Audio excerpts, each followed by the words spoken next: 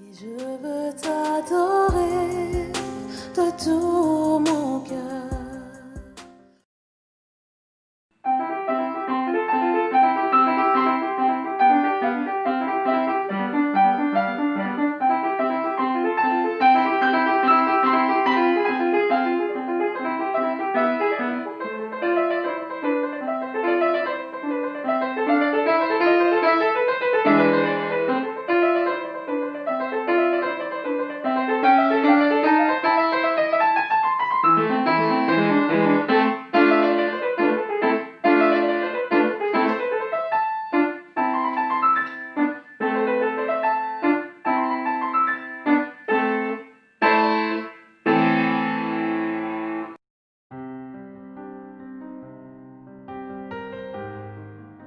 Je ne serai que le Dieu de tout près, oracle du Seigneur, et je ne serai pas le Dieu des lointains.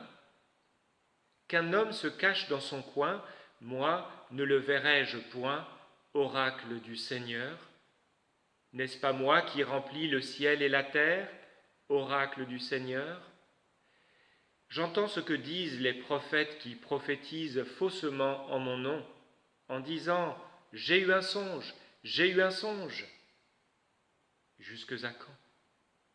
Y a-t-il quelque chose dans la tête de ces prophètes qui prophétisent faussement?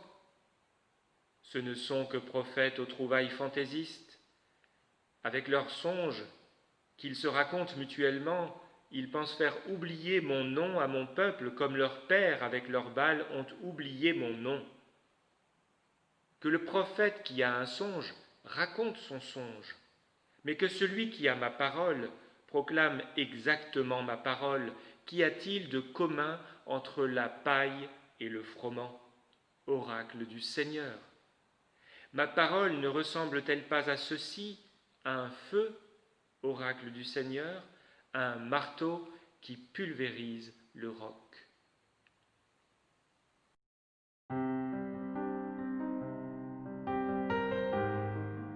La multitude de ceux qui étaient devenus croyants n'avait qu'un cœur et qu'une âme, et nul ne considérait comme sa propriété l'un quelconque de ses biens. Au contraire, ils mettaient tout en commun. Une grande puissance marquait le témoignage rendu par les apôtres à la résurrection du Seigneur Jésus, et une grande grâce était à l'œuvre chez eux tous. Nul parmi eux n'était indigent. En effet, ceux qui se trouvaient possesseurs de terrains ou de maisons les vendaient, apportaient le prix des biens qu'ils avaient cédés et le déposaient aux pieds des apôtres. Chacun en recevait une part selon ses besoins. Ainsi, Joseph, surnommé Barnabas par les apôtres, ce qui signifie l'homme du réconfort, possédait un champ. C'était un lévite originaire de Chypre. Il vendit son champ, en apporta le montant et le déposa aux pieds des apôtres.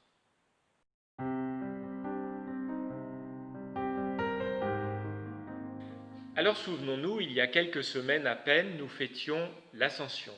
L'Ascension, une fête au cœur de laquelle Dieu a placé cette question à destination des hommes. Jean de Galilée, pourquoi restez-vous là à regarder le ciel? On la trouve dans le premier chapitre du livre des Actes. Une question vraiment inaugurale puisqu'elle marque le début d'un nouveau chapitre de l'histoire du peuple de Dieu. Un chapitre où le regard des croyants est invité à quitter le ciel pour descendre sur la terre et se confronter à ses réalités.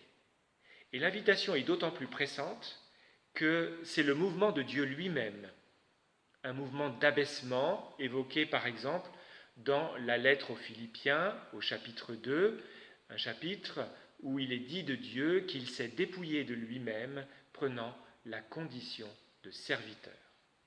Alors qui dit réalité terrestre dit évidemment argent et possession. C'est bien le sujet ici, dans les chapitres 4 et 5 du livre des Actes, qui répondent finalement à la question suivante: comment la première communauté chrétienne gérait ses biens? Ou, on peut le dire autrement, comment les membres de la communauté géraient leurs biens. Alors, dans une première approche, de cette description qui est faite de l'Église primitive, on serait orienté dans la même direction que celle de l'hymne de Philippiens, en disant que les croyants sont dépouillés ou se dépouillent de leurs biens.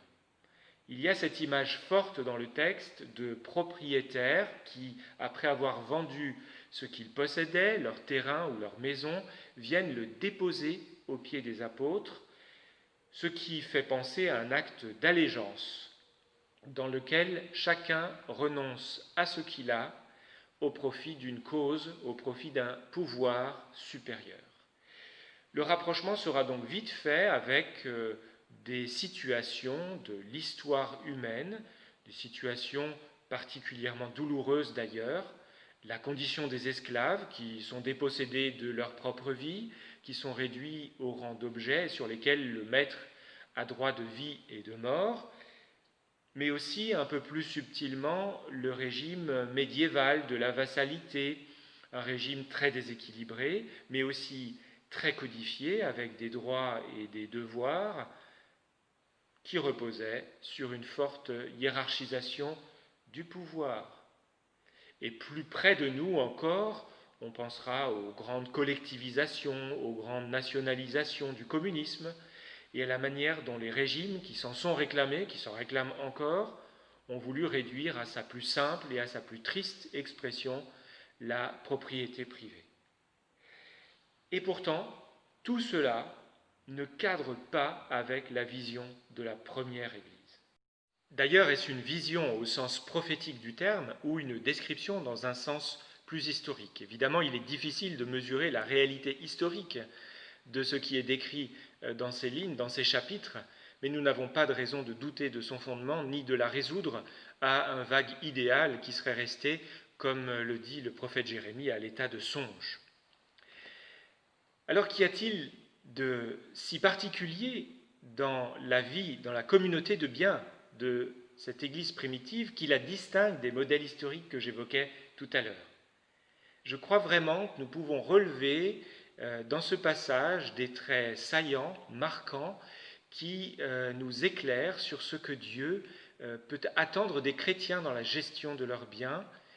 Ces traits qui nous aideront aussi à dépasser une première impression où, pour le dire simplement, la barre nous semble placée très haut et nous semble aussi peut-être dangereuse d'un point de vue social, parce que ni l'esclavage, ni la vassalité, ni le communisme ne font aujourd'hui envie comme système de répartition des biens et des rôles sociaux. Je voudrais donc souligner 3 aspects de la communauté des biens comme elle est présentée ici, c'est-à-dire comme une réalité de l'Église. Le premier aspect soulignera que c'est Dieu qui est le premier artisan de cette communauté. Le deuxième tient au caractère volontaire de la démarche. Et le troisième concerne la pauvreté et la solidarité au sein de l'Église. Au commencement était la parole, dit Jean dans le prologue de son évangile. Des mots qui illustrent bien ce qui se vit dans cette Église apostolique. La multitude de ceux qui étaient devenus croyants n'avait qu'un cœur et qu'une âme, dit le verset 32 du chapitre 4. Avant même qu'il soit question de possession, de biens, d'argent, il est question d'une union des cœurs et des âmes. On pourrait dire que toute cette communauté ne formait qu'un corps, qu'une seule personne. Mais cette unité des cœurs et des âmes n'est pas à la portée des croyants. Elle n'est à la portée d'aucune communauté humaine. Au commencement était la parole, et cette parole était Dieu. Nous pouvons même être sûrs que si nous essayons de construire une telle unité, une communauté si unie par nos propres moyens, nous allons aboutir à un désastre humain, parce que seul Dieu peut créer une telle union des cœurs et des âmes, une union aussi profonde que celle-là. Elle a déjà été évoquée dans le livre des Actes, par exemple au chapitre 2, où il nous a dit « Tous ceux qui étaient devenus croyants étaient unis et mettaient tout en commun ». Aussi, le geste d'allégeance qui consiste à déposer le bénéfice d'une vente aux pieds des apôtres n'est pas une allégeance aux apôtres, mais à travers eux, à Dieu, dont ils sont chargés d'annoncer la parole. S'il y a un pouvoir dans cette Église, s'il y a des bienfaits, ce ne sont pas ceux des hommes, mais la puissance et la grâce de Dieu. Une puissante action de vérité, et qui nous fera comprendre davantage, sans doute, les propos enflammés du prophète Jérémie contre les faux prophètes, dont les songes, dont les mots sont privés de consistance et de vérité. C'est aussi par ce prisme, le prisme du mensonge et de la vérité, que pourra s'éclairer un peu à nos yeux le cruel destin d'Ananias et de Saphira. C'est le récit qui suit la lecture de ce dimanche et qui forme avec elle un ensemble cohérent. Ce couple d'Ananias et de Saphira a effectivement péri de manière tout à fait surnaturelle au moment où ils remettaient aux apôtres le prix de la vente de leur propriété, mais non sans en avoir gardé un peu pour eux. Le passage est particulièrement dur à entendre. Cependant, ce qu'on peut en dire succinctement, c'est qu'Ananias et Saphira ne sont pas foudroyés pour avoir gardé une partie de leurs biens. Ils le sont plutôt après avoir menti, après avoir dissimulé au Saint-Esprit et donc finalement aux apôtres et à Pierre en particulier leur action. Ils ne sont pas morts d'égoïsme, mais ils sont morts parce qu'ils se sont opposés à la volonté de Dieu, opposés à cette œuvre de vérité du Saint-Esprit. Et ce récit, de manière tragique, souligne bien qu'une œuvre divine, qu'une œuvre de vérité est en marche dans l'Église, et que cette œuvre, les hommes ne peuvent la susciter d'eux-mêmes et ne peuvent pas non plus s'y opposer. Nous sommes donc bien loin de parler simplement d'un équilibre financier ou d'une juste répartition monétaire. On entend ici que tout cela, qui n'est pas mauvais en soi, est précédé par une nouvelle création dans les cœurs, au point que les croyants ne forment plus qu'un seul cœur et qu'une seule âme, et c'est cette réalité d'abord qui doit être recherchée. Cela nous amène naturellement au deuxième aspect de la communauté de biens, l'aspect volontaire de l'entrée dans la communauté, car en dehors de la force intérieure qui pousse le croyant à abandonner ce qu'il possède, rien ne le contraint. Nous ne sommes pas ici dans un régime forcé d'abolition de la propriété privée, mais dans une autre forme de radicalité qui compte sur l'adhésion personnelle de l'individu à la cause de l'Évangile. Cette adhésion est une démarche de foi. Mais il faut aussi rappeler, pour ne pas tomber dans les errances passées, que toute démarche de foi implique une liberté et un libre arbitre. Même si on croit que la liberté et le libre arbitre de l'homme restent en dernier lieu guidés par Dieu, c'est un grand débat qui a lieu depuis Augustin, il reste à l'échelle humaine une pleine liberté et un plein libre arbitre. Évidemment, si on ne considérait que le résultat final de la communauté des biens, nous pouvons comprendre pourquoi certains chrétiens ont été fascinés un temps par les promesses du communisme et ses idéaux d'égalité et de partage, jusqu'au jour où il a fallu buter sur des empêchements majeurs, la privation de liberté et l'effacement total des personnes devant la collectivité. Or, d'autres modèles s'offrent à nous pour saisir le sens du renoncement du disciple, qui relève, à la lumière de l'Évangile, toujours d'un don et d'une joie. L'exemple de la figure de François, le fils d'un riche marchand de tissus, qui, un beau jour, pour se défaire de sa destinée toute tracée et pour suivre le Christ, se met à vendre les tissus que son père gardait dans son magasin et lui n'en garde pas l'argent. Son père lui intente alors un procès, et pendant son procès, François continue à témoigner de ce dépouillement que le Christ lui donne de vivre. Il se défait de ses vêtements tout en dansant de joie à l'idée de suivre le Seigneur. Alors c'est vrai que le protestantisme a plutôt développé les vertus de l'engagement et de la responsabilité, celle-là plutôt que la simplicité et que l'esprit de pauvreté. Le protestantisme est né en grande partie sur le terreau de l'hypocrisie de la vie monastique à la fin du Moyen Âge et notamment de son vœu de pauvreté.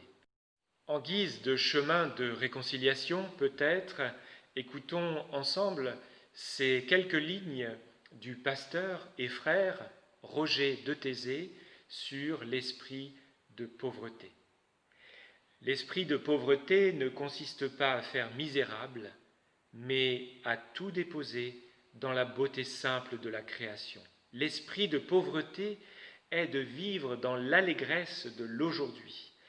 S'il y a gratuité pour Dieu à dispenser les biens de la terre, il y a grâce pour l'homme à donner ce qu'il a reçu. Pas la misère, mais la joie et le don. Pas d'œuvre de l'homme, mais une œuvre de la grâce, dans la plus profonde et la plus vraie des libertés, telle est la voie de la communion. Le troisième aspect révèle encore une réalité qui est une finalité de la communauté des biens. Elle tient à quelques mots, et quelques mots seulement, mais ô combien importants. C'est au verset 34 de notre texte, « Nul parmi eux n'était indigent ». Voilà pourquoi il est si juste, à mon avis, de parler d'esprit de pauvreté, comme le faisait frère Roger, et il le faisait en référence à la première des 8 béatitudes dans l'Évangile selon Matthieu au chapitre 5, car la pauvreté n'a pas de finalité, n'a pas de but en elle-même, elle n'a pas de vertu par elle-même. Elle n'a de but qu'en regard de ce qu'elle crée, qu'en regard notamment de la solidarité. Le dépouillement n'a de sens que s'il vient enrichir quelqu'un. Si Dieu accepte de se dépouiller, de descendre du ciel sur la terre, il le fait par amour pour les êtres humains et il le fait en les enrichissant de cet amour. De la même manière, nous n'avons pas à nous dépouiller par principe ou à nous dépouiller de ce que nous avons pour être pauvres, non, mais pour enrichir quelqu'un. C'était d'ailleurs la vision qu'avait Calvin de la richesse. La richesse, disait-il, doit circuler, doit servir, doit être utile à quelque chose. S'il y a de la richesse quelque part, c'est qu'il y a un appel à partager et à enrichir quelqu'un. Pas dans une visée égoïste, naturellement, mais dans celle du don. Il n'y a d'esprit de pauvreté que s'il y a une réelle solidarité. Le livre des Actes met en avant une autre notion, mais elle revient au même, c'est celle de communion. Un mot que l'on entend habituellement dans son sens spirituel, quasi exclusivement. Nous sommes en communion, nous entrons en communion quand nous partageons la scène. Cela nous manque d'ailleurs en ce moment. Mais la communion spirituelle n'a de sens que s'il y a, d'une manière ou d'une autre, aussi une communion matérielle. Pas de communion spirituelle sans une forme ou une autre de communion matérielle. Il n'y a pas de proclamation de salut sans qu'il y ait en même temps, pour ceux et celles qui en ont besoin, de soupe et de savon. À travers ces différents aspects, nous serons encouragés, je l'espère, à remettre sur le métier cette question qui est celle de l'utilisation et de la gestion de nos biens, mais justement à le faire avant toute chose comme une question engageante sur le plan de la communion et de la solidarité, et pas seulement comme une question comptable. Nous ne sommes pas tous appelés dès demain matin à nous défaire de tout ce que nous possédons. En revanche, s'il y a un appel qui vaut pour tous, c'est celui à prendre au sérieux ces dimensions de communion et de solidarité dans l'utilisation de ce que Dieu a mis à notre disposition. Et ce sera une manière pour nous de continuer de manière concrète, de manière incarnée et dans l'ouverture aux autres notre vie de disciple. Amen. Et je veux t'adorer,